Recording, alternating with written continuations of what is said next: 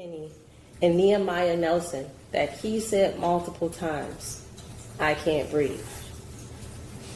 We know that when he couldn't talk anymore, he just cried and wailed. And then eventually he stopped moving and he stopped talking. And nothing was done by these defendants. When he was finally handcuffed, they left him face down for 2 minutes before he was rolled over, before he was sat up against the post, before his pulse was even checked. And Hoy told you that when they gave him a cup of water, it just rolled down his mouth. And he did not move, he did not talk, his head was slumped forward. You're going to get an instruction about self-defense. And again, this is the self-defense instruction. Don't read it. It's really small. In the state of Michigan, ladies and gentlemen, if someone is threatened with deadly force or non-deadly force, they are legally allowed to respond with like force. Now, if somebody pushes you, you can't stab them. You can push them back, you could probably punch them, but you cannot stab them, you cannot kill them for what is minor injuries. What you have to decide, ladies and gentlemen, is if you think that this is self-defense, was the defendant's belief honest and reasonable? And I'm going to tell you right now, the answer is no. And this is why the answer is no, because when each one of these defendants came into contact with Mackenzie Cochran, he was not a threat to them. You heard from the civilian witnesses who were there, not once did he throw a punch. Not once did he throw a kick. And for most of this altercation, he's on the ground and they're on top of him. He is not a danger. And at the point when he stops resisting, he is no danger to anyone. So it is definitely not self-defense. And the most common sense answer about why this isn't self-defense, because 5-on-1 is hardly self-defense.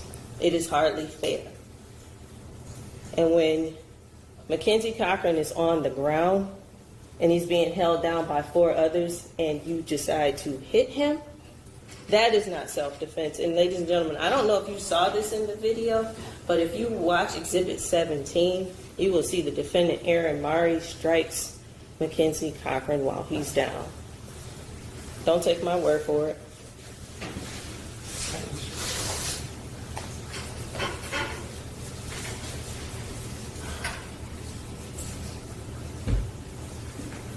It happens real fast. But just before that lady in the camel coat walks past, he balls up his left hand and strikes Mackenzie Cochran.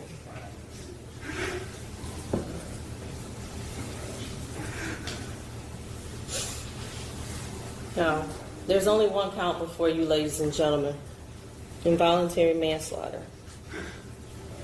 And if you look at all the evidence and think about all the testimony, you will see that all the boxes are checked here, and that these defendants are guilty of involuntary manslaughter. And so I'm going to leave you with this. When a man says several times, "I can't breathe," common sense says that these defendants should have repositioned him. They did nothing. When that man is too weak to talk anymore and all he does is wail and cry, common sense says the situation is dire and action needs to be taken. These defendants did nothing.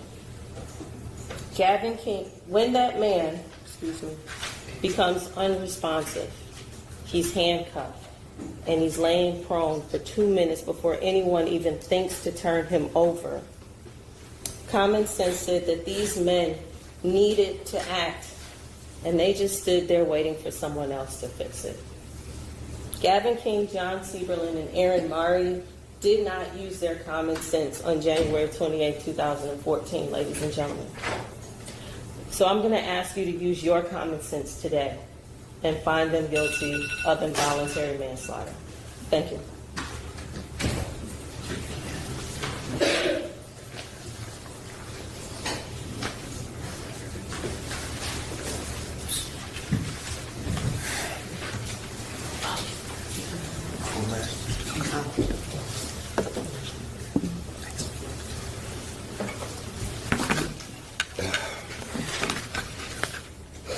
Good afternoon, ladies and gentlemen of the jury. I would like to introduce you to a term that we use in law school. It's called IROC. IROC is something that we use to learn law, and it's the issue, rule, analysis, conclusion. Whenever you go take your law exams, that's what we use. So I'm asking you to use the same when you do your analysis. Look at the issue. What's the issues that's being presented? Involuntary manslaughter, self-defense. Then look at the rules that's given to you when you're giving your jury instructions. Those are the laws that you are supposed to abide by when you're trying to do your next point, the analysis of what you've heard during this trial. In your analysis, analyze the law and the exceptions to the law as well. Compare the defenses, and finally come up with your conclusion of your IROC. The judge started at the beginning of the trial and said that this was involuntary manslaughter, and she gave you three elements of the involuntary manslaughter. One, that the defendant caused the death. Two, that the defendant acted in a grossly negligent way. Three, that the defendant caused the death without lawful excuse or justification. Each and every one of these elements must be proved, every last one. As the defendant causing Mr. Cochran's death, I believe that the prosecution has not proven this element of the case. Even their own witness was not conclusive in his manner of death. We presented a witness that was too contrary of his beliefs. I believe that our witnesses was credible in his analysis. Gross negligence is willful and disregarding of the results of another that might follow from an act or failure to the act. Each of these elements, again, must be true.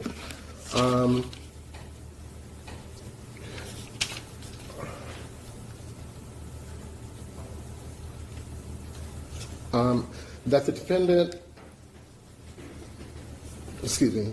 knew of the danger to another, and the defendant took ordinary care to avoid injury to another. The defendant could have avoided injury by using ordinary care. And third, the defendant failed to use ordinary care to prevent injury to another when to a reasonable person it was expected that the results was likely to cause serious injury. The evidence shows my client was called to the jury store because of the jury store owner said that there was a person there who was threatening to kill somebody. My client arrived there with his sergeant and asked Mr. Cochran to leave the store and did not prevent him from leaving the store. My client knew of the threat that the store owner and he personally witnessed the assault upon his sergeant. Earlier during testimony, I asked several times from different witnesses what was an assault. An assault is a crime, and it does not require a battery, which is an actual hitting. All it needed would be a threat of a belief that you're about to be hit or harmed in some unwanted way. My client also, you will see after Mr. Cochran, you just showed in the video, he stepped away. I personally don't believe he was sprayed then, but it was the second time that he came towards Sergeant Chafin that Sergeant Chafin sprayed him because he was afraid and that's when he bent over. That's how I know a person is sprayed with pepper spray. If you've ever been sprayed with pepper spray, you're going to have some reaction. It was that witness by my client when he stepped towards the sergeant a second time that he saw an assault again. And you have a right to defend not only yourself but another if you see an assault. I believe that is what my client did. I believe that's what he saw. I believe that's what Mr. Cochran did. He saw Mr. Cochran assault my client's boss, the sergeant. And it is also their duty to make it safe for not only himself, the sergeant, but Mr. Cochran, the situation safe, because one, Mr. Cochran had on a large coat. Yes, it was wintertime. He's already threatened to kill someone. They don't know if he had a weapon or anything on there. So the best action, as it was testified earlier today, control the subject, put the arms behind the back where they're not a danger to themselves or present a danger to the officers. He said, I believe he said they could use the handcuffs as a weapon if they're in the front. And that's, I believe he also said if they are in the front that they would be, I guess, tied to the front chain or something.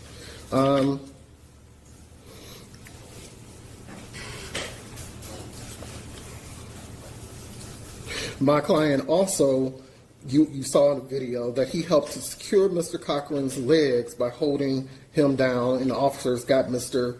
Cochran under control. But once he was handcuffed, he was released. You also will see inside the video that Mr. Cochran's turned to his side. This, from my understanding, the whole video, someone testified it's 11 minutes long. They also testified today that the initial incident with my client and the Sergeant Chafin was about 2 minutes before the next person came. You also heard that that my client and Sergeant Chafin could not handle this man, so more people came to help just get him under control. You'll see in the autopsy there is no bruising around the neck, there is no punches or damages anywhere else except for the fingers. My client did have an honest and reasonable belief that the use of force that he needed was necessary to protect himself and people from the mall from an unlawful force by Mr. Cochran. He was defending himself and others. And I also want to remind you, as the burden of proof for the defense is on the prosecution. They must prove that my client was not defending himself or another. No one has stated that there was a chokehold, kicking, punching. It was holding. There was no strangling of Mr. Cochran. No one tried to harm Mr. Cochran. Earlier, I also asked the question, what if, of several of you. My question now is, what if Mr. Cochran would have had a weapon? What if my client did nothing, as Mr. Hale testified that they would have done nothing? What would have happened to a sergeant if he would have done nothing? What would you have done in this situation? You can think about what you have done in this situation. And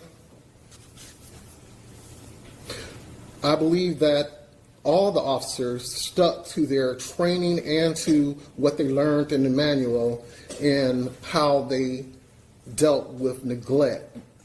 I don't believe that this was ordinary neglect, let alone negligence. I don't believe that this was ordinary negligence, let alone gross negligence.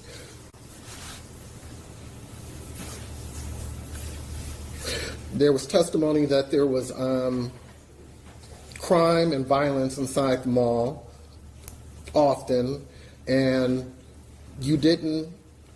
no one really testified whether anybody else had been seriously harmed in telling the people just to leave. So look at the fact that when Mr. Cochran was asked to leave, what was his mindset. Someone was talking about mental illness earlier. I don't know. But please do think about that. You must determine if my client was the cause of this death. Testimony was given that Mr. Cochran, she just stated, had an enlarged heart, and he had. Testimony was also given that he had smoked weed. Please evaluate that. So, what is the true cause? Was it the large heart taken into effect with his resisting? And she stated, in the manual it says, if you don't, basically she was saying something about if you didn't see it, basically you can't do the arrest. My client saw the assault. He saw the assault of his sergeant. He was a direct witness of the assault. In that point, once he saw the assault, he had the right of going by his manual, getting the person under control. The manual says, get the person under control and then handcuff them, and do not let them go until the police get there. This was his right to defend the sergeant. Punching and kicking is not the requirement. Once my client saw the sergeant getting assault, it was self-defense. There was also testimony showing that my client not only tried to give Mr. Cochran water, he checked for his pulse. You'll see in there that he checked for his pulse, and that they put him on his side. I'm not really sure who put him on his side, but it was testimony. Someone put him on the side. In the end, I just ask that you rely on your knowledge, your experience, and the facts that we're giving to you to make a common sense, or also look at the circumstantial evidence. You look at the body languages in the video, make your decision. I hope that your decision is that my client is innocent. If my client is innocent, the rest of them are innocent. Thank you.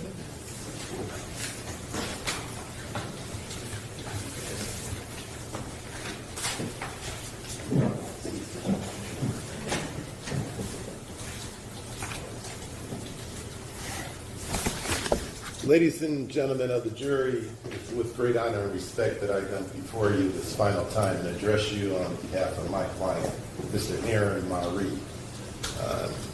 Like Sister Counsel, I appreciate your services, your commitment to this case. I know that you've been taking notes, and you've been very point on as to your attention in this case. And it means a lot to us because you have a right to a trial by a jury of your peers, and we feel that that's what we finally have in this case. Keep in mind that what I tell you right now is not evidence. I wasn't at this decrepit mall. What the prosecutor has told you, she wasn't there either. It's just basically a wrap-up and pointing out poignant things in this case that we feel are needed. I'm not going to rehash everything, so you can say, thank you, Mr. Blake. We've heard enough. But in any event, once again, as Mr. Marie sits at that chair, through his lawyer, he indicates to each and every one of you that he is not guilty of these charges. And it's hard for him to take this. It's been 10 years. 10 years. And one of our constitutional concepts is the right to speedy trial. Every citizen has that right. So what the heck happened in this case? And there's a reason for speedy trial, because it's like that food off of the stove. You want to get that meal when it's nice and hot. You don't want to wait a week later when it's cold and soggy, spoiled. Well, what happened in this case? And once again, there's a reason for speedy trial. One of the individuals whose name has been dragged through the mud, Sergeant Chafin, is not here to defend his honor. The officer in charge of the case retired. Memories fade. That's why we have speed trial.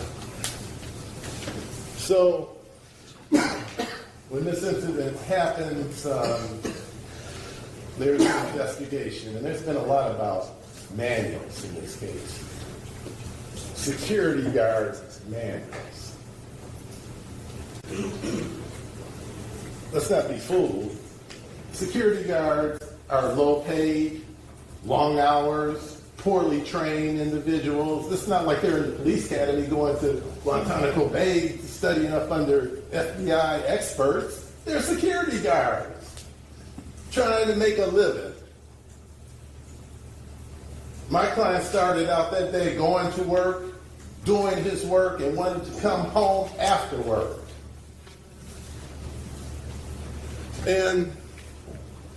But for Mr. Cochran, it did not happen the way it normally does. Now, Mr. Cochran, it's puzzling about this individual. We know his height, we know his weight, we know the marijuana part, and we don't even know a lot about him through his property. The property, there's some money. The property, there's a cell phone. And apparently it's not a smartphone because we don't have text. We don't have the course of his, where he was going that day. We don't have his mental state of mind.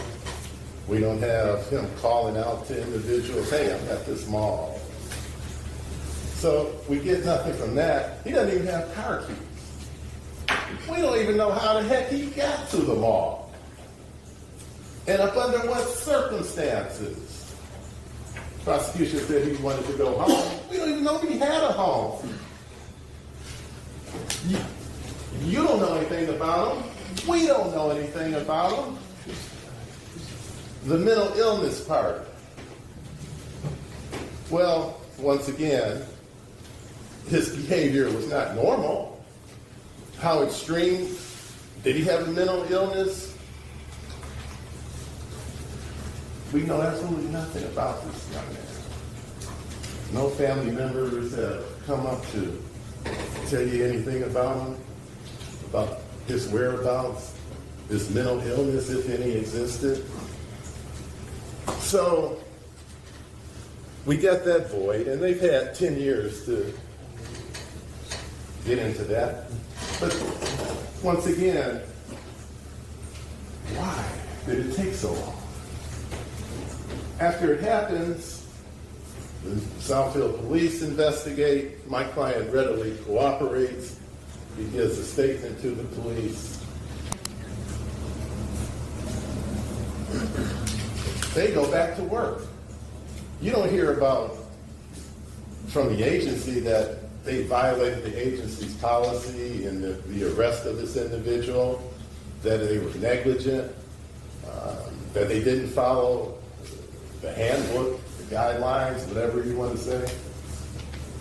So then you get into the investigation. You have the videos, the statements. They had all of that way back 10 years ago. And you heard from Dr. Dragovic.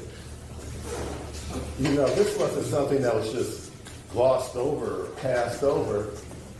That auditorium, that big auditorium that's in front of this building, up under that big 1,200 sign, was filled with individuals from this county, whether or not to prosecute this case. They had all of this information that you've had a chance to listen to for the past week. They had it all 10 years ago.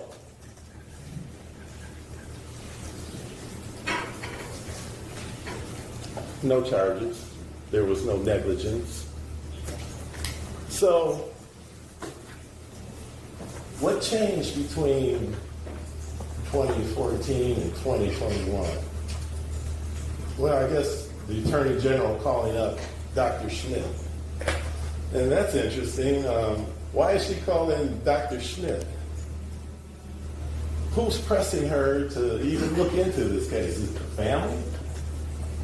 Is it for her own political gains? Make some headlines, be on the news like this week at Democratic Convention instead of being in this courtroom? Objection, Your Honor. It's only closing, Judge. I know it's closing, but let's stick to the facts of the case, okay? Well, she picks out this interesting guy, Dr. Schmidt, who apparently no longer works at Wayne County.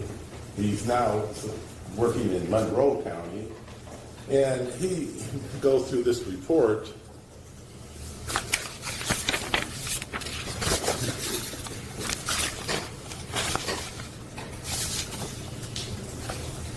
He doesn't perform an autopsy, and Brother Counsel brought up, something that just struck me as very critical, crucial. This is your new witness. He didn't perform the autopsy. He's not there at the dinner table when everything's nice and fresh. He's going over old information. He doesn't do a toxicology. He doesn't do anything. He doesn't have the body there, obviously. So the relationship between the Attorney General and Dr. Schmidt is apparently it's a contractual. He's claiming that I don't think I'm even billed for this. We don't even know how many hours he put into this case. I was stunned when I said, well, did you take any notes? Well, it's hard to remember what happened last week, let alone 2 or 3 years ago. How did you come up with the analysis in your 3-page document? We don't know how he came up with it. Dr. Dragovic had a case file that's been saved for this matter. Even though no charges were filed, he had a case file that's for reference. Because he knows lawyers are going to ask him, how did you come to this conclusion? Where are your notes, your analysis? Dr. Schmidt, nothing. And on his report, he reviewed the material received on this case. This included the following: security camera videos from the Southfield Mall, videos that included media accounts and reporting from the incident, and cell phone. I'm sorry. I don't want to get you nervous. You okay? This is from that report. Okay. Documentation of Mr. Cochran while being subdued. Documentation from Southfield Police Department and Emergency Services. Okay, so when we get to the cell phone, we don't know who listened to and what. Videos that included media accounts and recording from the incident. I'm stunned that he would even, we know he's listening to Fox, he listening to Channel 4. Why would he, why would he, a doctor, a pathologist, listen to media in order to form his conclusion of this case?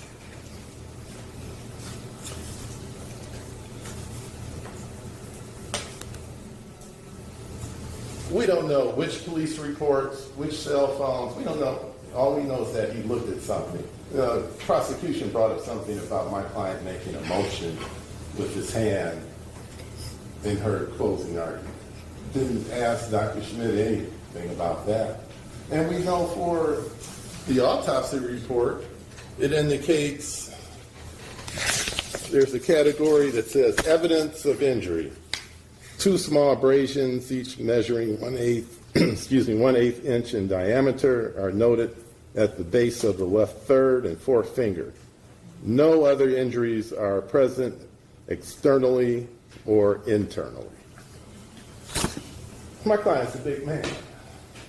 He was then. Might have even been bigger then. So if he's there trying to physically harm somebody, there would have been some marks. And that's why I asked, were there any abrasions? You got all these people surrounding Mr. Cochran. Any abrasions, bruises,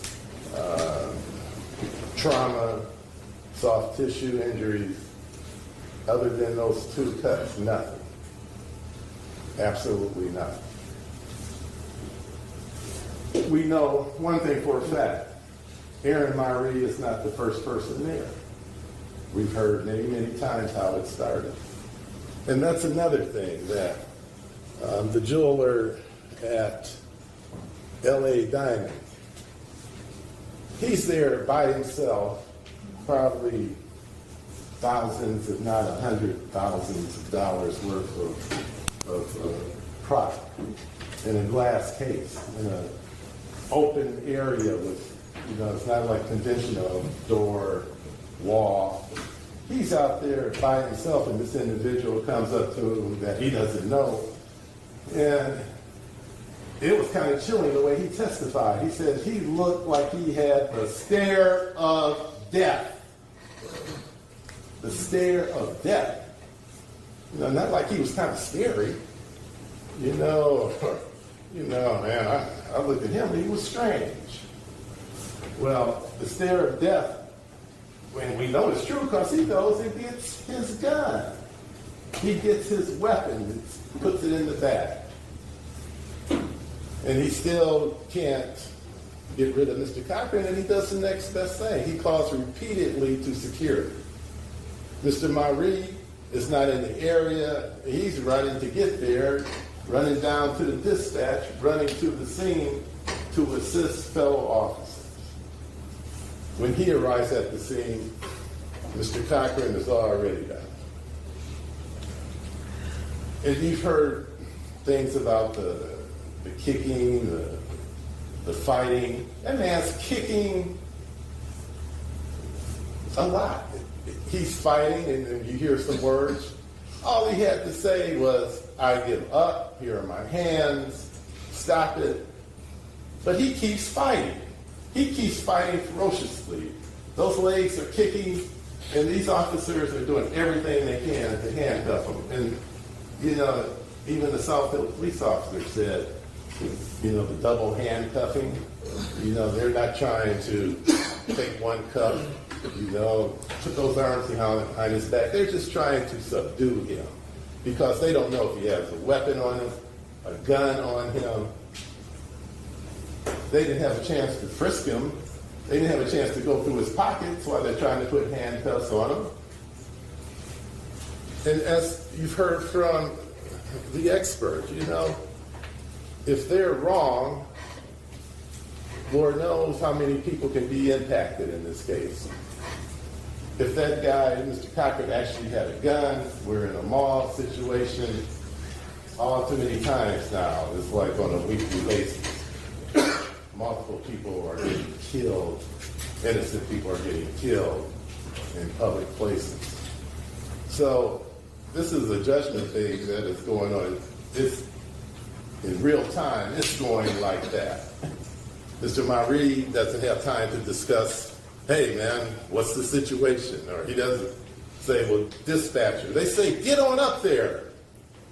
Assist those officers. Assist your sergeant. Secure the situation. There's no evidence that he takes his handcuffs and puts them on Mr. Cochran. There's no evidence that he takes them and props them up on the pole. The evidence that you've seen in prosecution didn't go through that is the water. After he wipes himself from all of this activity, the sweat, trying to get his breath, and they want to know, well, how come he doesn't go and assist Mr. Cochran immediately? You running through that mall, you trying to subdue someone out of breath, perhaps? But he tries to offer water. Does that sound like someone who is so pissed off with this person that they're trying to subdue them and beyond their scope of employment? No. When you look at it on video, it seemed like forever. But once again, my client wasn't there that whole complete time. He had pretty much was already on the ground. He was pretty much already with his face down. And when you have the PEA, we don't know when the PEA actually even kicked in. So you submit all of this to the prosecutor's office, and then you have nothing, and then you come back with Dr. Schmidt, whose letter is pretty much all over the place, indeterminate, inconclusive. But yet, my client is charged with a case that no one thought would ever come to this point. He's charged based upon a decision, really the only new evidence. You know, you think about, wow, you know, where's the newly discovered evidence? Who's going to walk in here and say, they did it, or something else was new? Nothing is new. Nothing. Except the letter from, and the letter and someone looking over the medical examiner's report and the autopsy. That's the only thing. This 3-page letter that has references on it from Dr. Schmidt. He includes forensic reports from the journal, internet applications for predicted heart rates. So he can get on this internet and say, hey, he has an enlarged heart. Well, they're saying that has really very little to do with this case. And I agree. I agree that the major point in this case is the but for, and it's not but for Marie. It's not but for these individuals. It's but for Cochran. But for if you hadn't walked into that mall, this wouldn't have happened. But for if you hadn't act in a erratic, aggressive, flexing, dangerous posturing in front of a man who all he wants to do is protect his wares, protect himself. If you had just left when that officer said, please leave the mall, please leave the mall, there are so many but-fors that this should have never happened. And now they want to charge these young men with voluntary manslaughter. Ladies and gentlemen, you promised at the beginning when you were sworn to set aside all sympathy, bias, and prejudice. And we're going to hold you to that. We're going to hold you to, just like we're going to hold the prosecution, the government, to their burden of proof. That burden of proof beyond a reasonable doubt. And ladies and gentlemen, they didn't have enough 10 years ago. They didn't have enough 2 years ago. And it clearly doesn't reach beyond the reasonable doubt now. Ladies and gentlemen, thank you.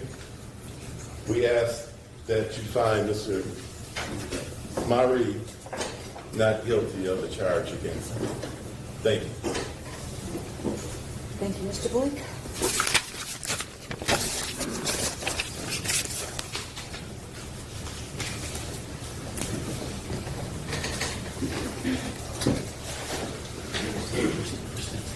Yeah, that's what's giving me a hard time. Yeah.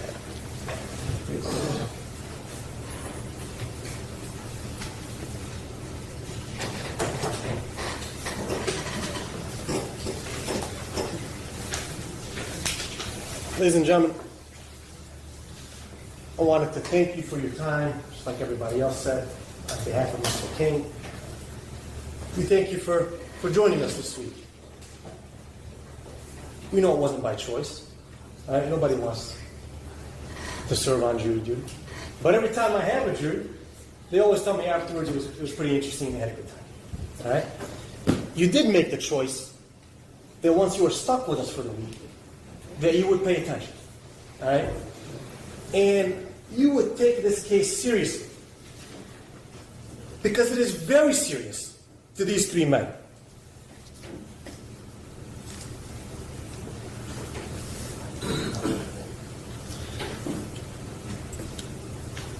Is this a sad case? Absolutely. A man lost his life. It's sad. It is regrettable. You wish it didn't happen. But it is not a crime in this circumstance. That's one thing it is not.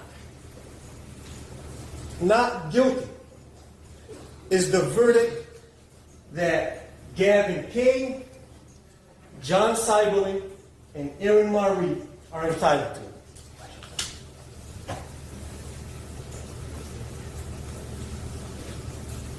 Not just because Gavin's my client, or John and Aaron seem like good guys, and they deserve it. Because the law requires it. Each of you promised us, and you took an oath to follow the law. And that law is that you return a verdict of not guilty if this case is not proven to you beyond a reasonable doubt.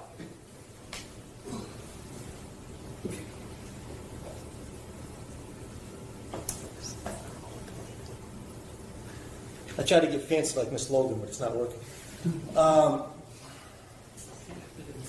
Reasonable doubt. You're going to get these instructions, so it doesn't really matter if you can read it. I'm just putting it up there to draw your attention to it. It's Rule 1.9. And it defines reasonable doubt. It tells you the defendants are entitled to that verdict. But the only time in any of these instructions that it tells you someone is entitled to anything in this courthouse, but that a defendant is entitled to a verdict of not guilty if the government fails to prove that case beyond a reasonable doubt. Ladies and gentlemen, you should not be satisfied.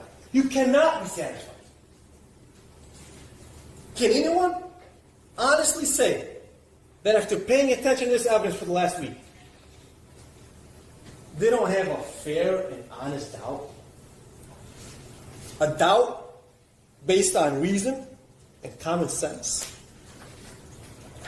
A doubt that is reasonable? Of course not.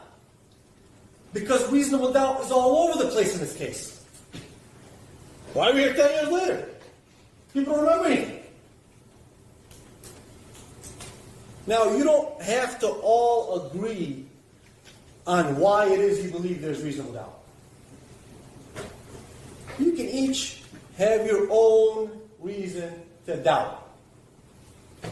There isn't just one reason, even though that's all you need to have to give a not guilty verdict. Each of you can have your own separate reason that you have doubt in this case. We're all getting to the same place. We might take different roads. We might doubt this. We might doubt that. At the end of the day, we all have reasonable doubt here. And we're all getting to the same place of a not guilty verdict that they're entitled to. And except the government. Right? A little bit.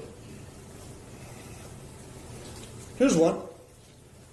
Where is Matthew Clark? You didn't hear that name, right? We know that name. Government knows that name. Read that instruction you're going to get. 5.12. Right? Matthew Clark recorded one of the videos that you have. Why is he not here? He's not dead.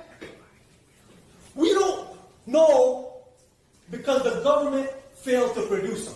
And like Judge Anderson will instruct you, that a missing witness was their responsibility to bring.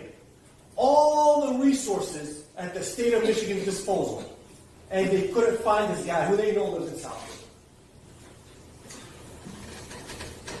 Still there. They didn't bring him. What? I don't know. They didn't like what he had to say. Know why? Because he recorded that video, and he was making comments on that video. But since he's not here, we can't tell you what those comments are. That's the rule. So they didn't bring him here.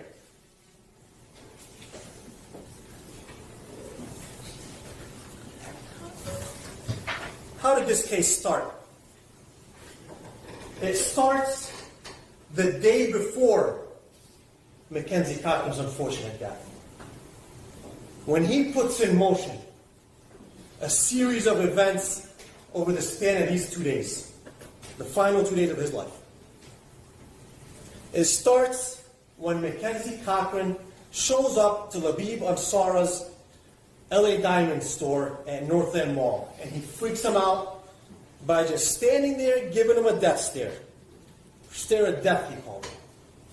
This is the first event, and it only gets worse from there as he escalates it step by step. A man who is over 6 feet tall and over 200 pounds. We don't have to guess. And say, oh, one witness said, I look like he was 5'10", one said he looked like he was 5'9". Look at the autopsy, right? I mean, for the first time, defense attorney, we introduced the autopsy. Defense Exhibit C, right? The autopsy report's in evidence. Right there on page 2, it says he's over 6 feet, over 200 pounds. Look at him there on the video. He's towering over everybody. All right? He's towering over Sergeant Schaefer. Then after he leaves that day, he comes back with another individual to do the same thing and just walk off. Mr. Ansara is spooked, right? But he doesn't overreact.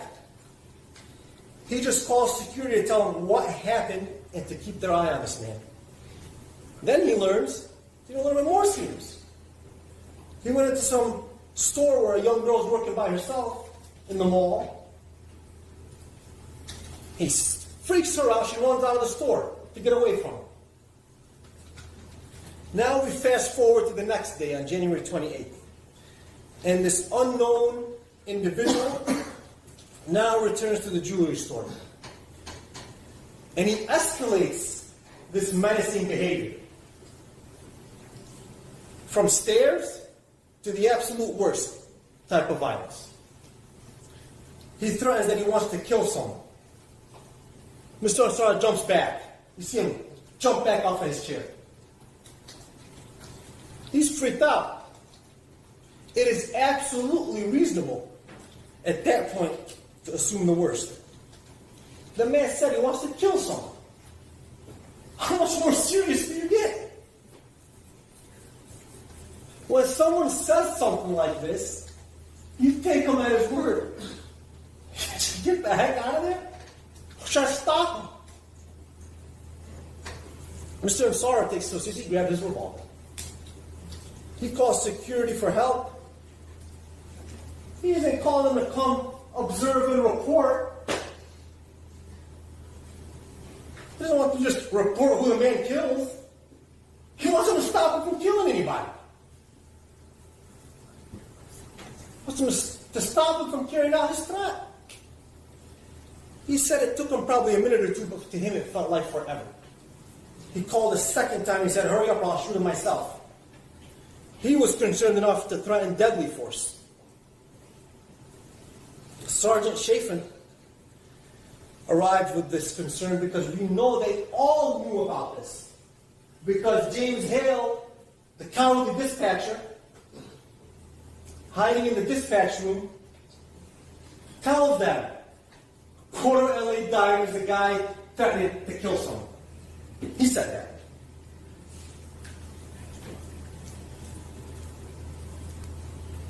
Sergeant Chafin goes there knowing it's a threat I gotta take serious.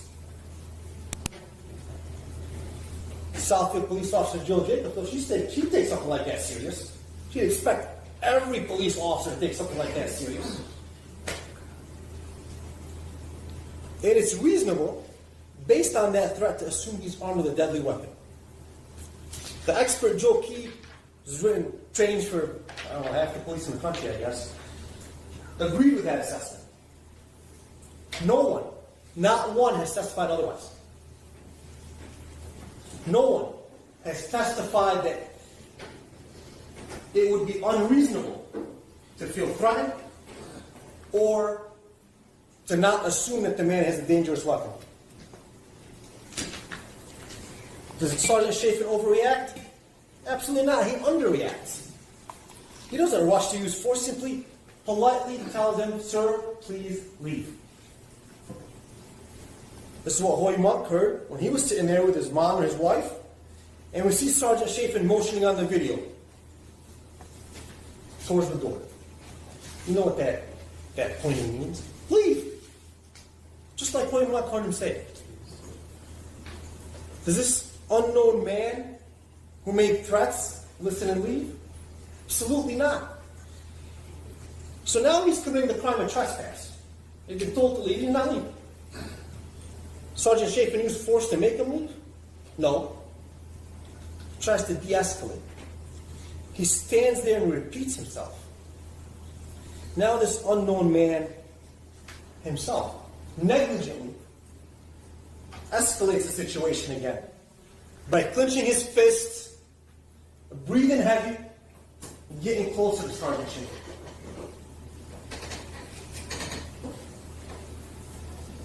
This man is the aggressor. He's making the situation more and more volatile. He starts the series of events. Prosecutor wanted to point you to an instruction talking about if the defendants unlawfully injured Mackenzie Cochran and started a series of events that naturally or necessarily resulted in his death, it is no defense that he had a large heart. They didn't start anything. Mackenzie Cochran started the series of events.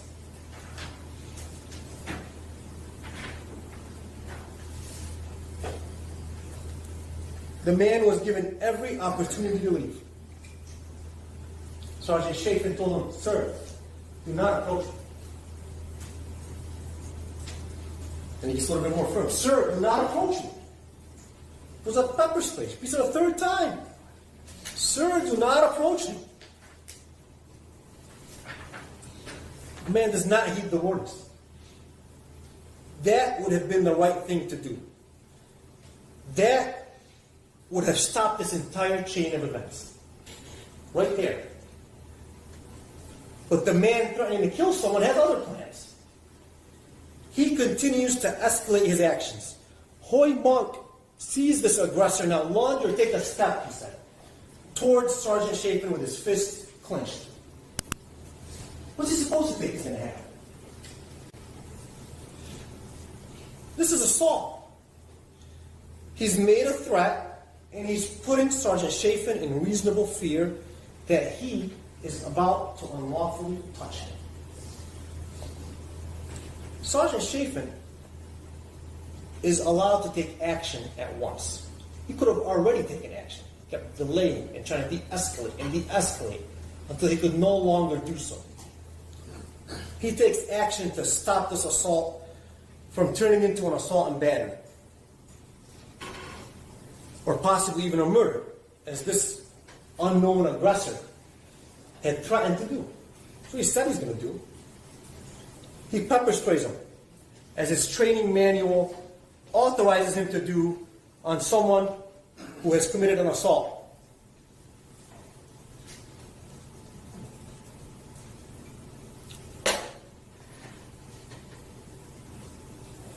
He continues to follow the training manual because it requires that an individual who has been pepper sprayed then be restrained with handcuffs until police arrive. He tries to get him under control. He orders Officer Simon to help him. He's a superior. Sergeant Chafin. Man, they said was a former police officer. He's the first on scene. He's in charge. He's also in charge because he's the sergeant. That's what the manual says. First on scene in charge until a sergeant shows up. But guess what? Sergeant Chafin, he's both. He's the first guy there, and he's a sergeant. He's in charge until Southfield police arrive. The two of them cannot get this violent man who's potentially armed under control. The unknown man who threatened to kill someone is now getting the best of him. So when Monk said he's fighting him, yelling, "Get off him!" As James Hale said, from the comfort of the dispatch room, he's watching them get handed their ass. That's what he said. They need help. The signs are being kicked over. It's spiraling out of control. A third officer gets there. Hoy Monk hears the public safety officers yelling, "Please stop resisting. Please stop resisting." To no avail. Still, no one overreacts by using an object as a weapon. Right? Nobody strikes any part of this man's body. As chaos is escalating at Northland Mall, 22-year-old Gavin King, the college student who made the mistake of taking a part-time gig at Northland Mall, showing up to work, and told, "Get up there. Man threatening to kill someone is beating the crap out of your sergeant."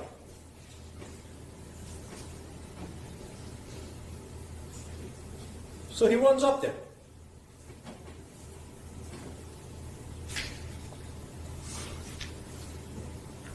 Now,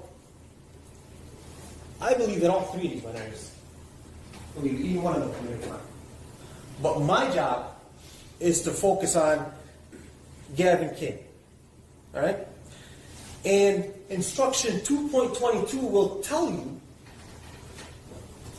that you as jurors are to focus on each individual separately as well. You should consider each defendant separately.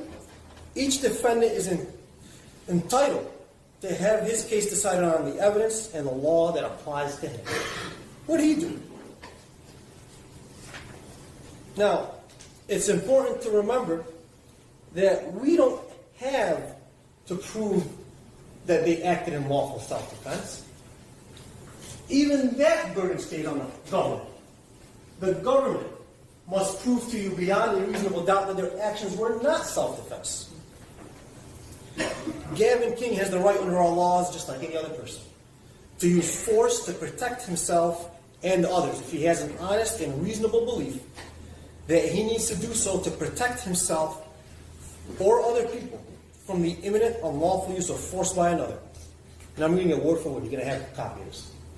If his belief is honest and reasonable, he may act at once to defend himself and the other people, even if it turns out later that he is wrong about how much danger he was in. Ladies and gentlemen, he was right. He was not wrong.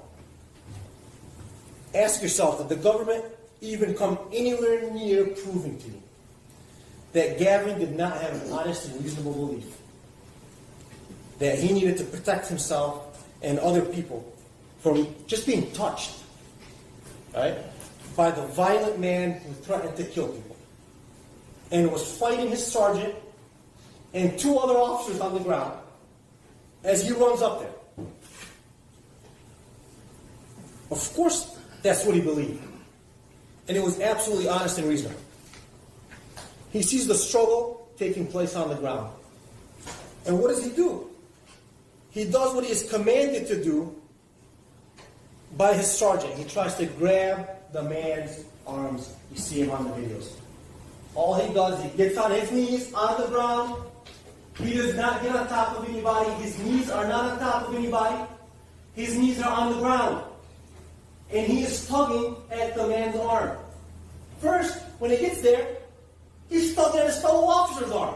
And look at it on the video. You see the other officer smacked him. You idiot, that's me. He lets go and then grabs the violent attacker's arm. He tries to pull it out from underneath him so he can't grab a weapon or strike anybody else. Because nobody knows what he's got in that jacket. Nobody knows what he's got in his pocket, in his pants. We don't know. They don't know. They're trying to make a split-second decision. You know? They don't have 10 years, all right, and Dana Messel's friend, Dr. Schmidt, to decide, oh, could have done a little different. They're making a split-second decision. What do they do? Guy said he wants to kill someone. That one arm is the only body part of that violent man that Gavin ever touches.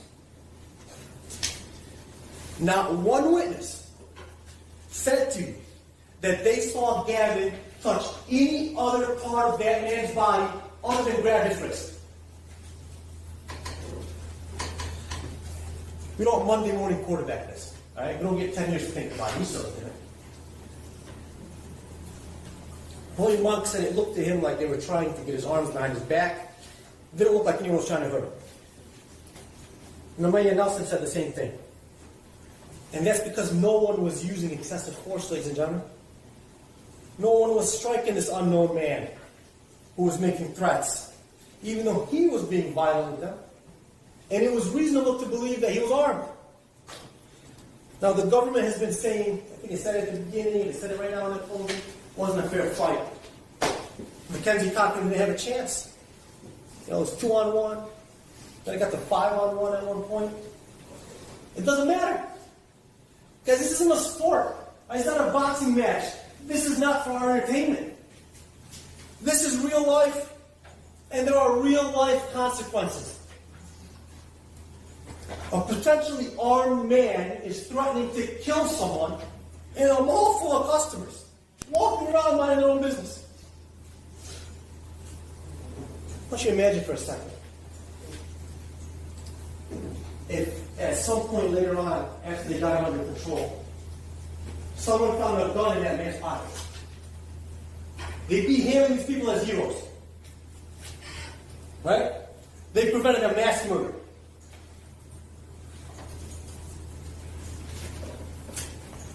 Instead, 10 years later, not the Monday morning quarterback, 10 years later quarterback, all right, comes inside to turn their lives upside down. And say, we're going to charge you for involuntary manslaughter over that part-time gig you took 10 years ago at the Northland Mall. Officer Jacobs said that if she saw one officer struggling to handcuff an individual, she would help. If she saw two of them struggling to handcuff an individual, she would help. It doesn't matter how many they are, as long as officers are struggling to subdue an individual and handcuff them, the officer should help. They know that. The government knows that. That is all these men were trying to do. Gavin put one pair of handcuffs on one wrist, and someone else got a handcuff on the other, and they linked them together. Why? So they don't hurt the guy. Right? Like the evidence tech, Patricia Meyer said. And so you don't hurt a larger individual. Once they handcuffed him, they rolled him over to his side and then propped him up against the pillar. And would you look at that? What did I find in the 2,000 pages of their manual? A diagram. Tell them to do exactly that. Take him to his side, prop him up. Just like he was on the pillar.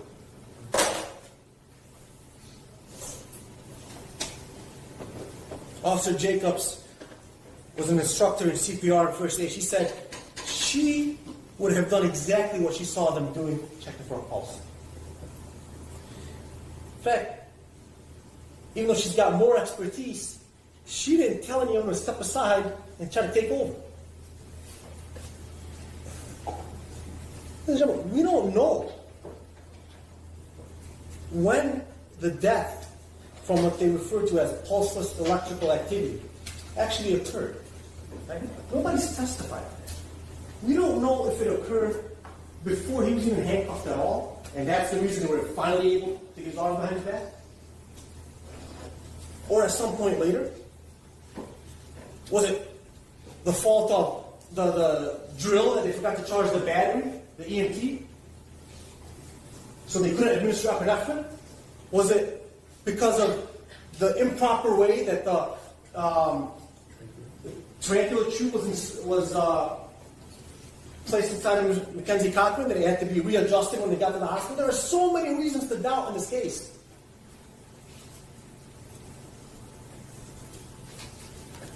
Joe Key testified that the force these public safety officers was not lethal or deadly force. He felt they would have been justified in using lethal or deadly force, but one thing that didn't even come close, it was the lowest possible on the force continuum. He said they attempted to de-escalate it. They were doing the bare minimum they could to protect themselves. Don't believe me. Don't take my word for it. Watch the videos. Believe your eyes. Right? Now, Dr. Schmidt, the man who resigned from Wayne County under a cloud of controversy, which I don't know how that happened. I don't know how you get chased out of Wayne County. Right? But somehow he did. And he becomes the Attorney General, Dana Nessel's go-to hired gun. He said, yes, I am. He says after 8 years, he wants to second guess the findings of the Oakland County Medical Examiner, run by Chief Medical Examiner Dr. Dragovich. And why does he do it? He does it at the request of the Attorney General herself. Is that normal? The Attorney General herself called this man? So what do? Do you have the guts to call Oakland County and say, hey, I want to discuss this medical report with you guys. I found a couple of disagreements. Maybe I could bring them to your attention? No. That's not what he's trying to do. He slapped together, how do you want to call it a report? It's a letter. Right? It's a letter. And he did it on his own without consulting anybody. He said, oh, it could be homicide. It could be indeterminate. I don't know. Right? Because there's limits to how far he can fudge the truth, no matter how much of the taxpayers' money his friend Dana Nessel will promise him.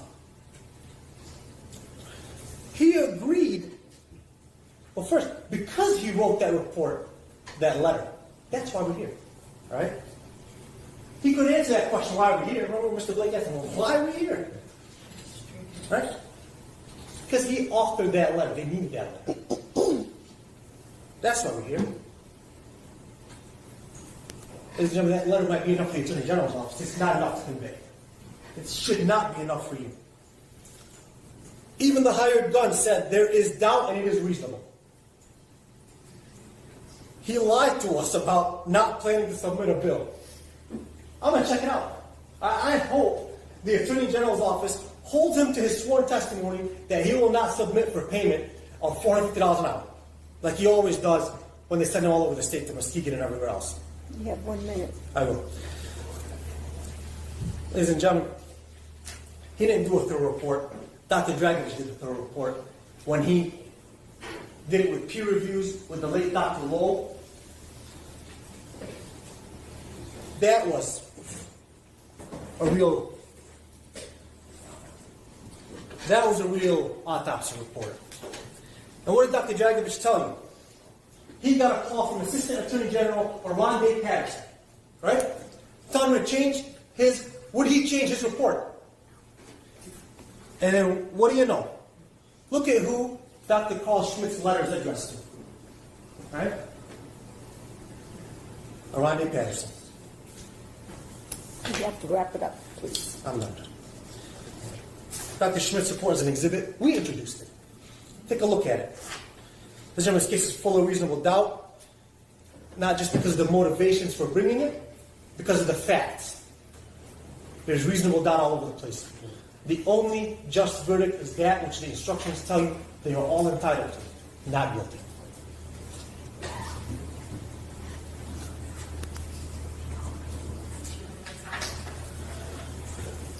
You want to say? Slowly.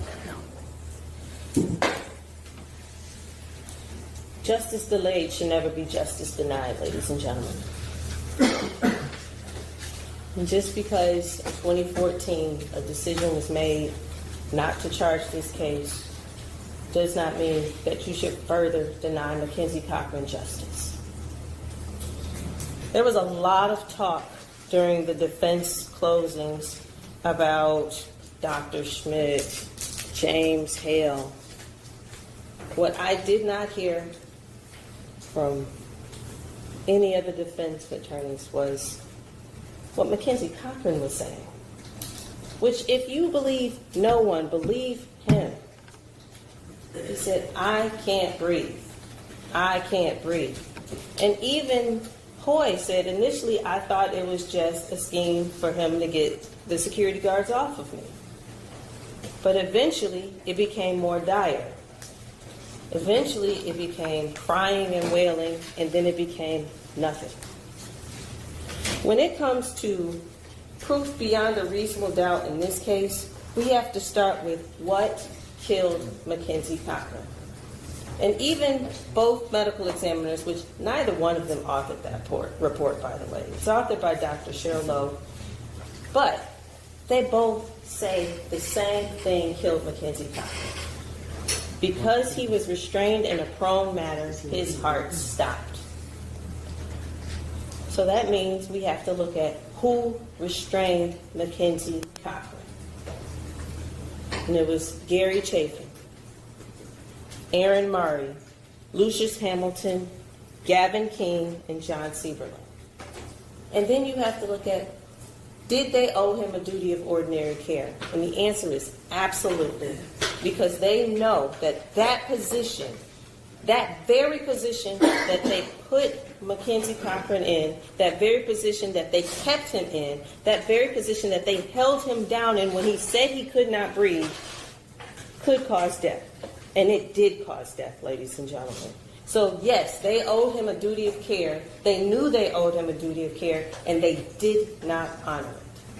And that is why we are here. And that is why it should not matter that it's 10 years later, because Mackenzie Cochran deserved to be listened to on January 28, 2014, and they did not do it, so we need to listen to him now.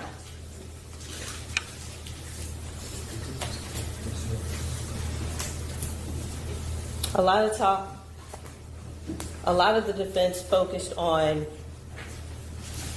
words that Mackenzie said when he walked up to L.A. Diamond. Got nothing for that. As I told you in my closing, that would cause any ordinary person, any citizen, to take a second look, take a step back, and, put some distance between yourself and the person who says, I want to kill someone. But you're going to get an instruction about intent. It's mostly aimed towards the defendant's actions, but it applies to any person. And you look at what they say, how they say it, what they do, and how they do it. And the only evidence that you had about this threat was that he said words. He did nothing else. He stood at the counter, and we can watch him standing at the counter. He doesn't bang on the counter. He doesn't pull out a weapon. He doesn't even try and enter the store. And as weird as and concerning it is, it's not illegal.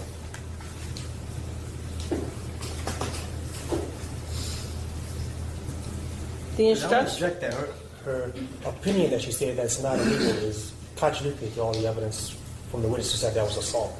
What, that he was standing there? No, that he threatened somebody, and you said the threat in itself is not a All crime. right, this is, hold on, closing argument. Factually correct. The jury saw the evidence and the testimony. Move on. Thank you.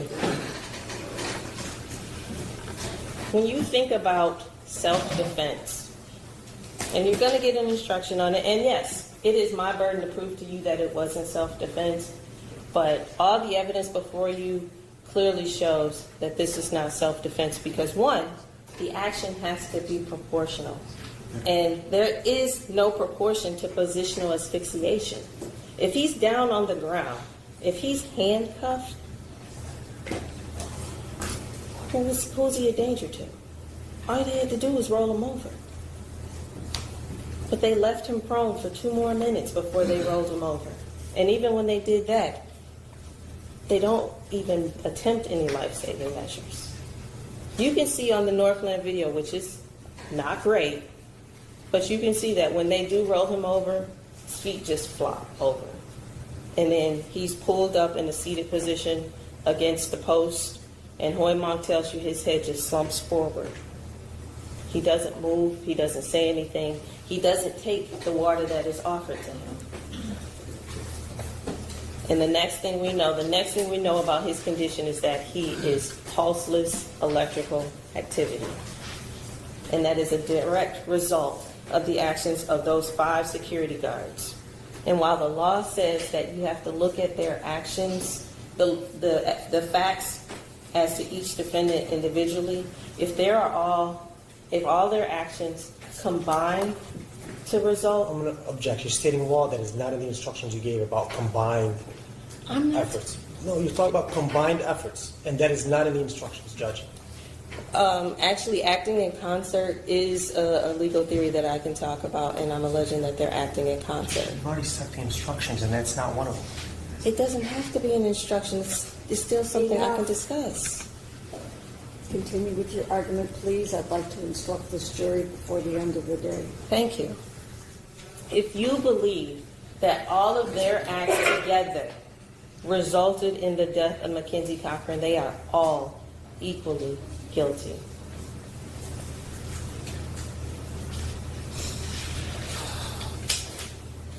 The defendants talked a lot about the manner of death. And you'll see in Dr. Lowe's report that she listed manner of death as accident. Manner of death has nothing to do with why we're here today, ladies and gentlemen. It is a classification that the medical examiners must do. But just so you know, and just as Dr. Schmidt testified, manner of death being an accident, that's as simple as a car crash. And people get charged for car crashes when they break the law all the time. You heard from Dr. Schmidt that it could be homicide, death at the hands of the other, but there's also the argument for indeterminate because it could not fit necessarily neatly in multiple categories. But the cause of death is very firm, and it's the same from both. So that is not something that creates reasonable doubt, ladies and gentlemen.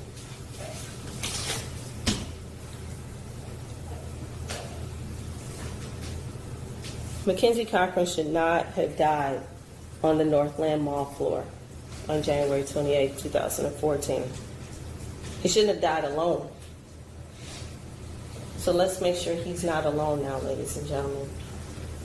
As people of the state of Michigan, I am asking you to care about what happened to Mackenzie Cochran 10 years ago. I'm asking you to be his voice. And I'm asking you to finally give him justice. Thank you. Thank you, counselors.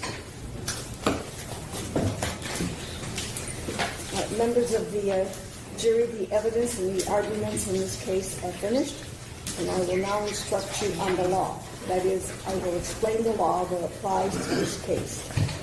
Remember that you have taken an oath to return a true and just verdict based only on the evidence and my instructions on the law. You must not let sympathy, bias, or prejudice influence your decision. You must avoid reaching conclusions that may have been unintentionally influenced by stereotypes. You must reach your own conclusions about this case individually, but you should do so only after listening to and considering the opinions of the other jurors who may have different backgrounds and perspectives from yours. As jurors, you must decide what the facts of this case are. This is your job and no one else's. You must think about all the evidence and then decide what each piece of evidence means and how important you think it is. This includes whether you believe what each of the witnesses said. What you decide about any fact in this case is final. It is my duty to instruct you on the law. You must take the law as I give it to you. If a lawyer says something different about the law, follow what I say. At various times, I've already given you some instructions about the law. You must take all of my instructions together as the law you are to follow. You should not pay attention to some instructions and ignore others. To sum up, it's your job to decide what the facts of the case are, to apply the law as I give it to you, and in that way to decide the case. Every person accused of a crime is presumed to be innocent. This means that you must start with the presumption that the defendant is innocent. This presumption continues throughout the trial and entitles the defendant to a verdict of not guilty unless you are satisfied beyond a reasonable doubt that he is guilty. Every crime is made up of parts called elements. The prosecutor must prove each element of the crime beyond a reasonable doubt. The defendant is not required to prove his innocence or to do anything. If you find that the prosecutor has not proven every element beyond a reasonable doubt, then you must find the defendant not guilty. A reasonable doubt is a fair, honest doubt growing out of the evidence or lack of evidence. It is not merely an imaginary or possible doubt, but a doubt based on reason and common sense. A reasonable doubt is just that, a doubt that is reasonable after a careful and considered examination of the facts and circumstances of this case. Every defendant has the absolute right not to testify. When you decide the case, you must not consider the fact that he did not testify. It must not affect your verdict in any way. When you discuss the case and decide on your verdict, you may only consider the evidence that has been properly admitted in this case. Therefore, it is important for you to understand what is evidence and what is not evidence. Evidence includes only the sworn testimony of witnesses, the exhibits admitted into evidence, and anything else I have told you to consider as evidence. Many things are not evidence, and you must be careful not to consider them as such. I will just now describe some of the things that are not evidence. The fact that the defendant is charged with a crime and is on trial is not evidence. The lawyer's statements and arguments are also not evidence. They are only meant to help you understand the evidence and each side's legal theories. You should only accept things the lawyers say that are supported by the evidence or by your own common sense and general knowledge. The lawyer's questions to the witnesses and my questions to the witnesses are also not evidence. You should consider these questions only as they give meaning to the witnesses' answers.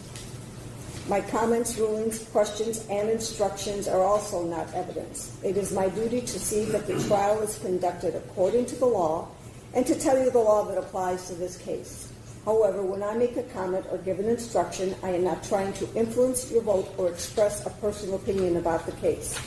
If you believe that I have an opinion about how you should decide this case, you must pay no attention to that opinion. You are the only judges of the facts, and you should decide this case from the evidence. At times during the trial, I have excluded evidence that was offered or stricken testimony that was heard. Do not consider those things in deciding the case. Make your decision only on the evidence that I let in and nothing else. As I've said before, it is your job to decide what the facts of the case are.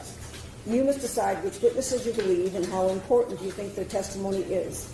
You do not have to accept or reject everything a witness said. You are free to believe all, none, or part of any person's testimony. In deciding which testimony you believe, you should rely on your own common sense and everyday experience.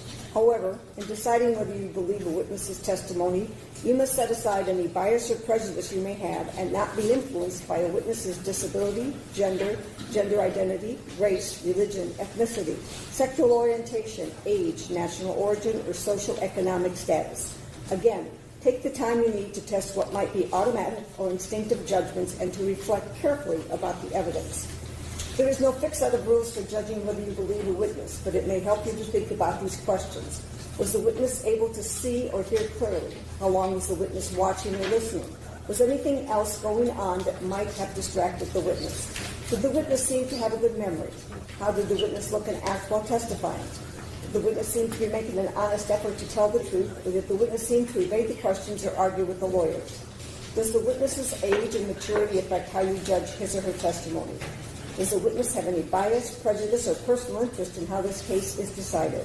Have there been any promises, threats, suggestions, or other influences that affected how the witness testified?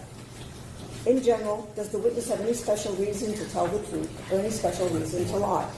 All in all, how reasonable does the witness's testimony seem when you think about all the other evidence in the case? Sometimes the testimony of different witnesses will not agree, and you must decide which testimony you accept. You should think about whether the disagreement involves something important or not, and whether you think someone is lying or is simply mistaken. People see and hear things differently, and witnesses may testify honestly but simply be wrong about what they thought they saw or remembered. It is also a good idea to think about which testimony agrees best with the other evidence in the case. However, you may conclude that a witness deliberately lied about something that is important to how you decide the case. If so, you may choose not to accept anything that witness said. On the other hand, if you think the witness lied about some things but told the truth about others, you may simply accept the part you think is true and ignore the rest. Gavin King, Aaron Marie, and John Siegerling are each on trial in this case. The fact that they are on trial together is not evidence that they were associated with each other or that either one is guilty. You should consider each defendant separately. Each is entitled to have his case decided on the evidence and the law that applies to him. If any evidence was limited to one or some of the defendants, you should not consider it as to any of the other defendants. The prosecutor must also prove beyond a reasonable doubt that the crime occurred on or about January 28, 2014 within Oakland County. When you go to the jury room, you will be provided with a written copy of the final jury instructions. You should first choose a foreperson. The foreperson should see to it that your discussions are carried on in a businesslike way and that everyone has a fair chance to be heard. During your deliberations, please turn off your cell phones or other communication equipment until we recess. A verdict in a criminal case must be unanimous. In order to return a verdict, it is necessary that each of you agrees on that verdict. In the jury room, you will discuss the case among yourselves, but ultimately, each of you will have to make up your own mind. Any verdict must represent the individual considered judgment of each juror. It is your duty as jurors to talk to each other and make every reasonable effort to reach agreement. Express your opinions and the reasons for them, but keep an open mind as you listen to your fellow jurors. Rethink your opinions and do not hesitate to change your mind if you decide you are wrong. Try your best to work out your differences. However, although you should try to reach an agreement, none of you should give up your honest opinion about the case just because other jurors disagree with you or just for the sake of reaching a verdict. In the end, your vote must be your own, and you must vote honestly and in good conscience. Possible penalty should not influence your decision. If you find the defendant guilty, it is the duty of the judge to fix the penalty within the limits provided by law. If you want to communicate with me while you are in a jury room, please have your foreperson write a note and give it to my clerk. It is not proper for you to talk directly with the judge, lawyers, court officers, or other people involved in the case. As you discuss the case, you must not let anyone, even me, know how your voting stands. Therefore, until you return with a unanimous verdict, do not reveal this to anyone outside the jury room. When you go to the jury room to deliberate, you may take your notes and full instructions. If you want to look at any or all of the reference documents or exhibits that have been admitted, just ask for them.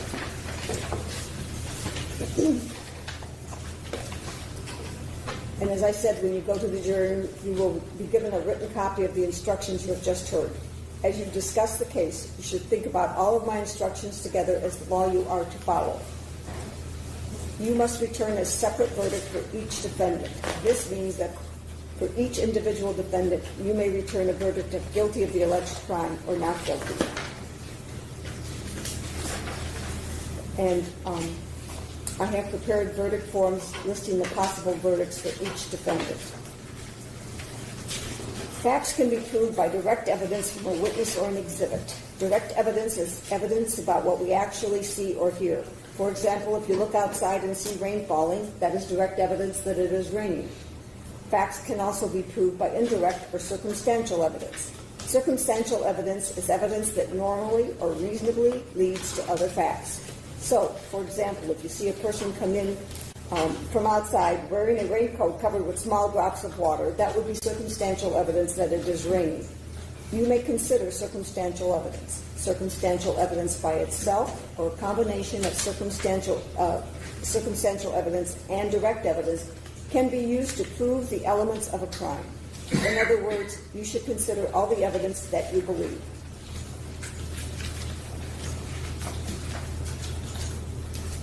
You have heard evidence that before the trial, a witness made a statement that may be inconsistent with his or her testimony here in court. You may consider an inconsistent statement made before the trial to help you decide how believable the witness's testimony was when testifying here in court. If the earlier statement was made under oath, then you may also consider the earlier statement as evidence of the truth of whatever the witness said in the earlier statement when determining the facts of this case. In this case, I took judicial notice that Assistant Attorney General Arand Patterson appeared before this court as an attorney of record on behalf of the Michigan Department of Attorney General as a prosecutor in this case. This means that you may accept this fact as true, but you are not required to do so.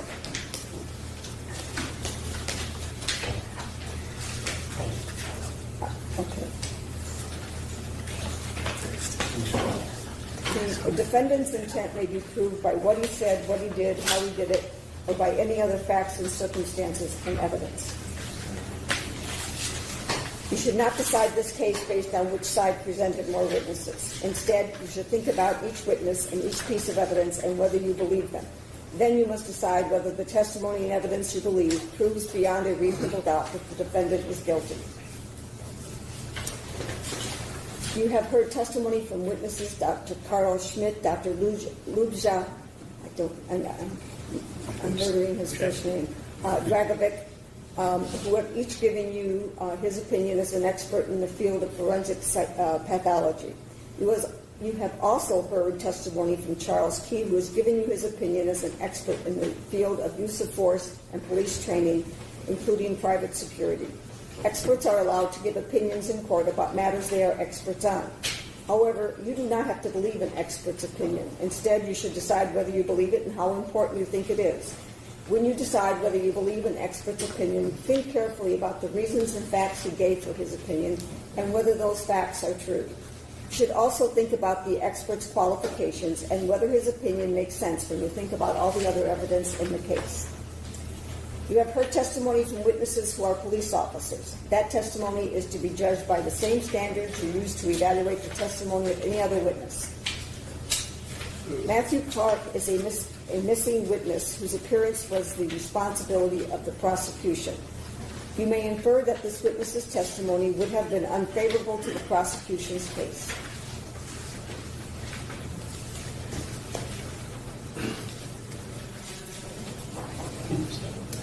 The witness, Charles Key, testified by video conferencing technology. You are to judge the witness's testimony by the same standards as any other witness, and you should give the witness's testimony the same consideration you would have given it had the witness testified in person.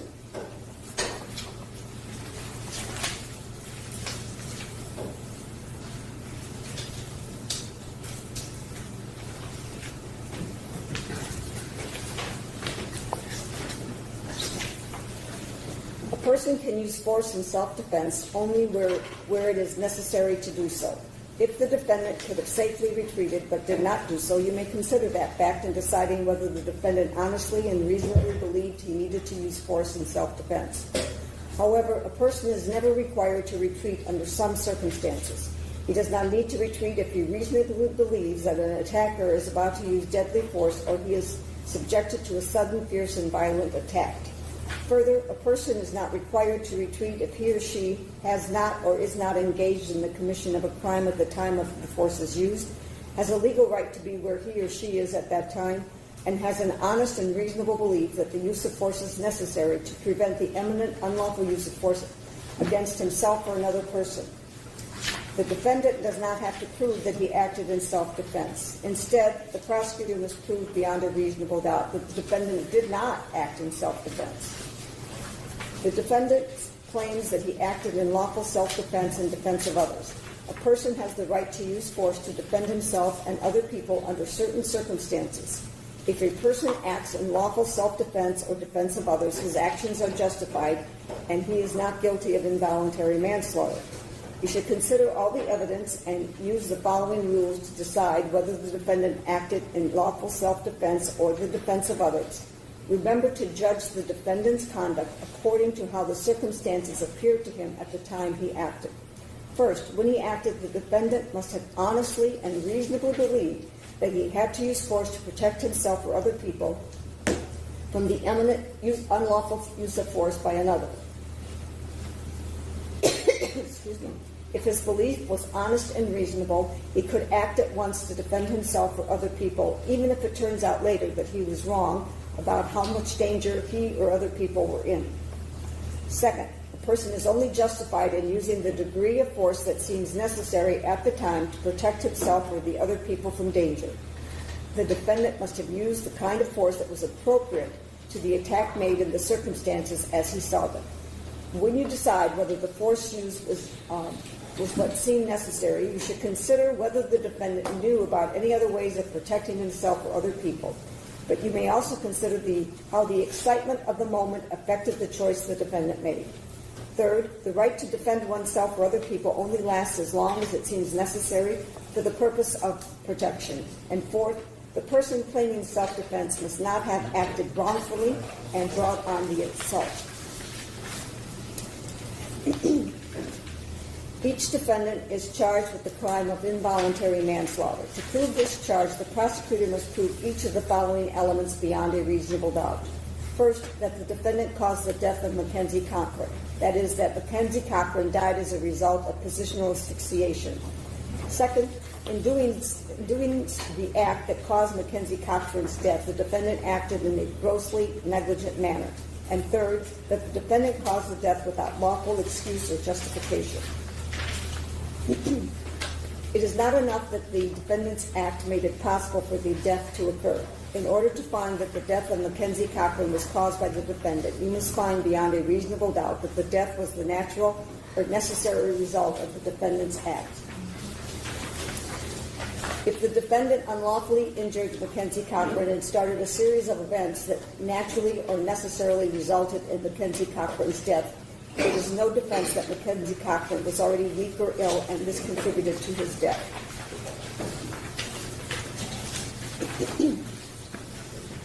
Gross negligence is an element of manslaughter. Ordinary negligence is an element of negligent homicide. Slight negligence is not a crime at all. Because of that, I need to tell you the differences between slight, ordinary, and gross negligence. Slight negligence means doing something that is not usually dangerous, something that only an extremely careful person would have thought could cause injury. In this case, if you find that the defendant was only slightly negligent, then you must find him not guilty.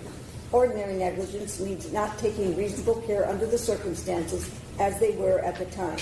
If someone does something that is usually dangerous, something that a sensible person would know could hurt someone, that is ordinary negligence. If the defendant did not do what a sensible person would have done under the circumstances, then that is ordinary negligence. Gross negligence means more than carelessness. It means willfully disregarding the results to others that might follow from an act or failure to act. In order to find that the defendant was grossly negligent, you must find each of the following three things beyond a reasonable doubt. First, that the defendant knew of the danger to another. That is, he knew there was a situation that required him to take ordinary care to avoid injuring another. Second, that the defendant could have avoided injuring another by using ordinary care. And third, that the defendant failed to use ordinary care to prevent injuring another when, to a reasonable person, it must have been apparent that the result was likely to be serious injury. The degree of negligence separates negligent homicide from manslaughter. For manslaughter, there must be gross negligence. For negligent homicide, there must be ordinary negligence. If the defendant was not negligent at all, or if he was only slightly negligent, then he is not guilty of either manslaughter or negligent homicide. The fact that an accident occurred or that someone was killed does not by itself mean that the defendant was negligent. Gross negligence means more than carelessness. It means willfully disregarding the results to others that might follow from an act or failure to act. In order to find that the defendant was grossly negligent, you must find each of the following three things beyond a reasonable doubt. First, that the defendant knew of the danger to another. That is, he knew there was a situation that required him to take ordinary care to avoid injuring another.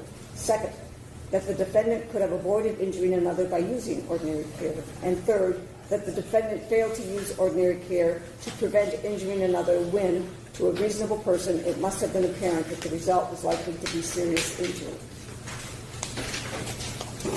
If you find that Mackenzie Cochran was negligent, you may only consider that negligence in deciding whether the defendant's conduct was a substantial cause of the accident.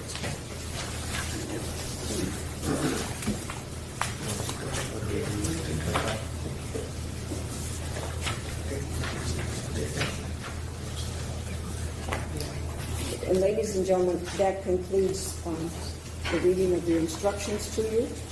May we approach briefly? Did I make a mistake somewhere? Sure. It was Yeah, and it wasn't your fault. It was our fault. it's your fault. Okay, well, good. I'm so glad it was.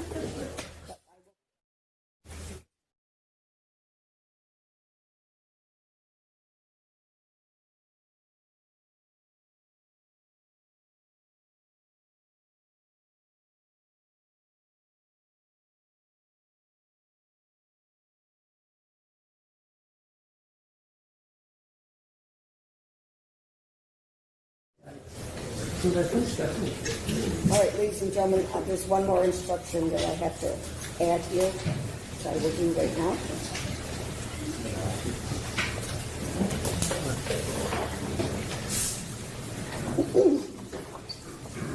When you discuss the case and decide on your verdict, you may only consider the evidence that has been properly admitted in this case. Therefore, it is important for you to understand what is evidence and what is not evidence. Evidence includes only the sworn testimony of witnesses, the exhibits admitted into evidence, and anything else I have told you to consider as evidence. Many things are not evidence, and you must be careful not to consider them as such. I will now describe some of the things that are not evidence. I thought I read that. You read that, but not the last two paragraphs. Oh, I didn't read 8 and 9. Okay, I'm going to read the whole thing over. The fact that the defendant is charged with a crime and is on trial is not evidence. The lawyer's statements and arguments are not evidence. They are only meant to help you understand the evidence and each side's legal theories. You should only accept things the lawyers say that are supported by the evidence or by your own common sense and general knowledge. The lawyer's questions to the witnesses and my questions to the witnesses are also not evidence. You should consider these questions only as they give meaning to the witnesses' answers.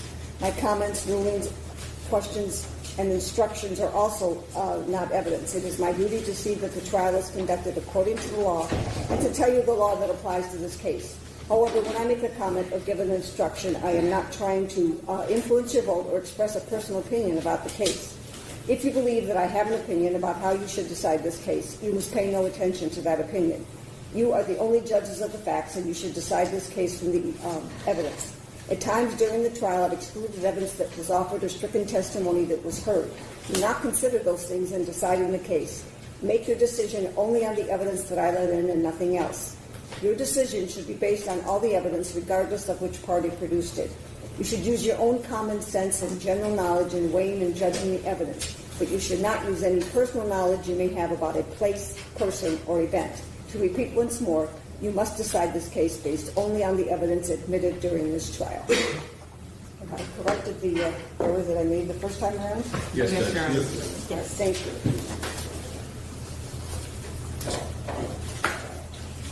And ladies and gentlemen, as I told you earlier, at the beginning of this trial, we have chosen 14 of you. So at this time, my clerk is going to pull out by lot from this box that contains your seat numbers. Not your juror numbers, but where you're seated.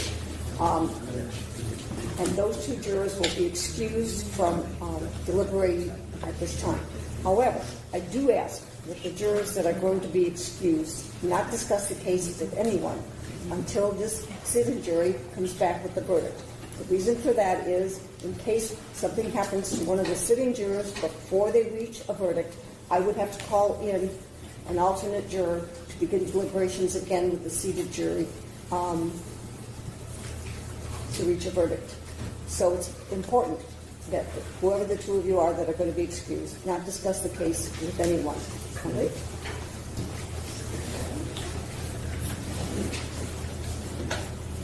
Juror seat number 11 and juror in seat number 13. That would be you, sir, and that would be you.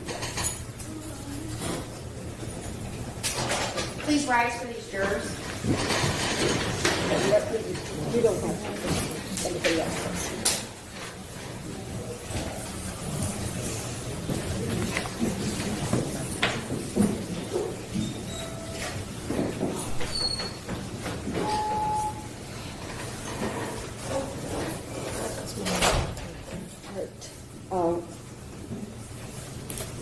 in the room. I don't know if they have anything back in the jury room that they need to retrieve. And then I will release you to go to the jury room to begin your deliberations, ladies and gentlemen. You want to look for this?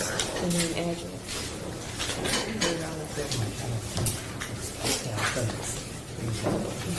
Yeah, as soon as they walk.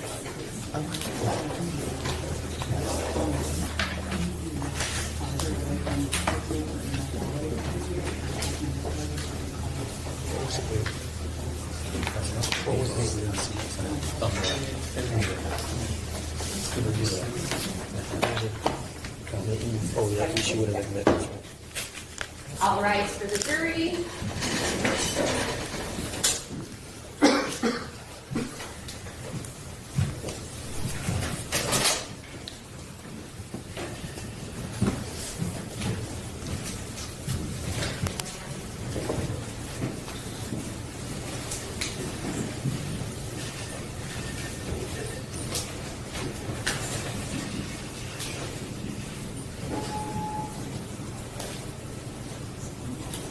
You may be seated. Thank you. Other than the, I think A was something digital and B, C. other than the objections that were argued on the record, is everybody satisfied with the instructions as they were given? Yes. Yes, Your Honor. Thank you. It was that video file that you did. So that's on that question? No, we just put together the exhibit. Yeah, remember you gave it to me. Yes, if you can gather the exhibits. Yes, that's okay. Yeah, that's A and then. I just B. want to indicate that should the jurors want to see any of the actual videos, I'm going to bring them back in the courtroom because you only use part of the videos, and some of them you muted, and so my clerks wouldn't know where to. Well, We could remove the other. as it related to Exhibit 17, I wanted a point of clarification from the court. I actually prepared it in several different ways. When we discussed it for jury instructions, did you say that that would be no audio whatsoever? Yes. Then I have a copy with no audio on it. Okay. But as I said, beginning and ending, I prefer that they just come out and view whatever they wanted to see, and you could just show what was shown during the trial. Okay. Okay? Yes. Just wanted to put that out there. All right. All right then. Thank you very much. Yes. And All rise. if you plan on leaving the area, please make sure my staff has your cell phone number so that I'm kidding. if there's a question or if the jury comes back with the verdict, we know how to get a hold of you. All right? Thank you. I thought y'all were nice to me.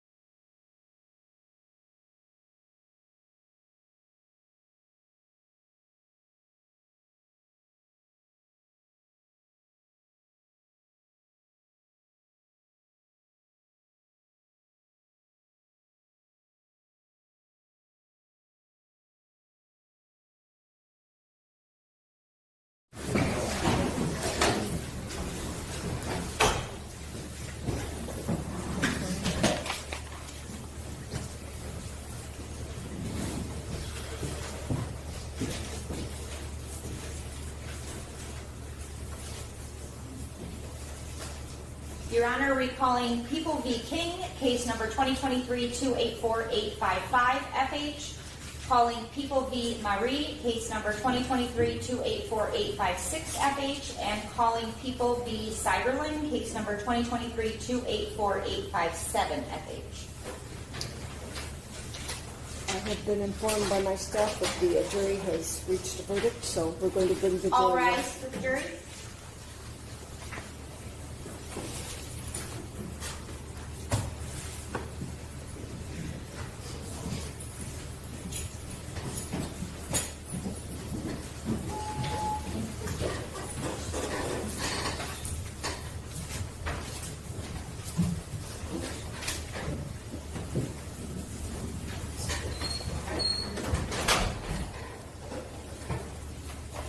You may be seated.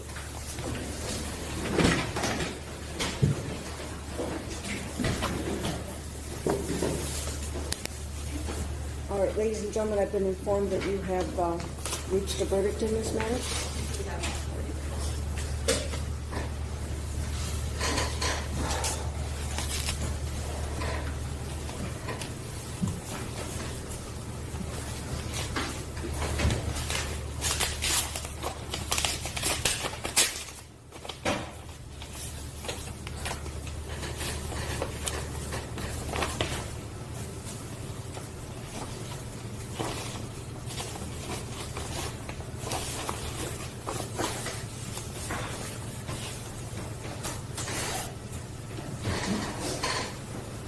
Do you are the foreperson? Yes. If you'll please stand.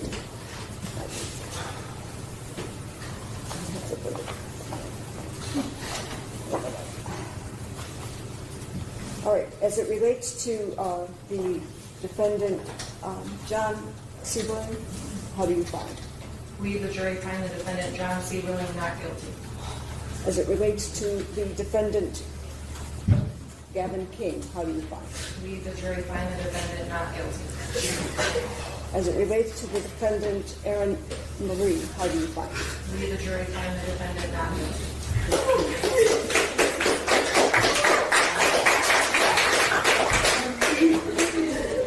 All right.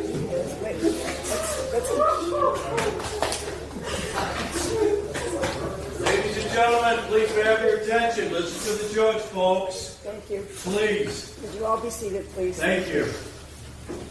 Do you wish the jury poll? No, Your Honor. No. Thank you. Ladies and gentlemen of the jury, I thank you for your service. If you'll return to the jury room, I'll be in briefly to speak with you. Thank you. All rise for the jury.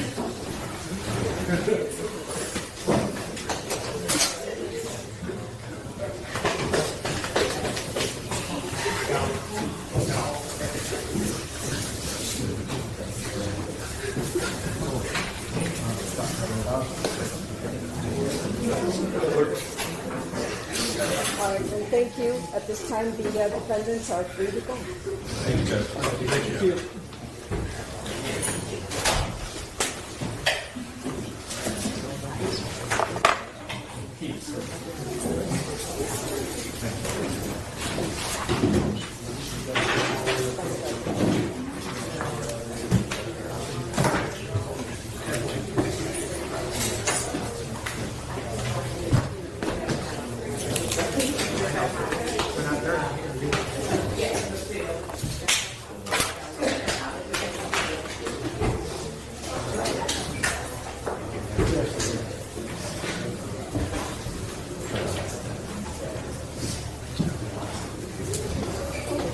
Yeah.